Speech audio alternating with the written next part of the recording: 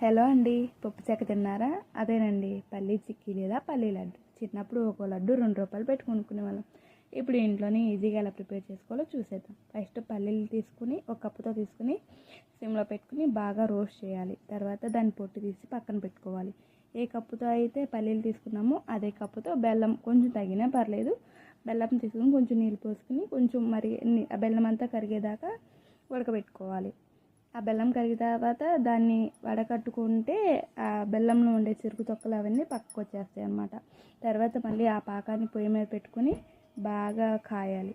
తర్వాత ఒక గిన్నెలో నీళ్ళు తీసుకుని ఆ పాకాన్ని నీళ్ళలో వేసుకుని ఉండలాగా వచ్చేదాకా కాయాలి. ఇలా అయితే పాకం రెడీ అయినట్టే. తర్వాత ఒక స్పూన్ నెయ్యి పల్లీలు యాడ్ చేసుకుని బాగా కలపాలి.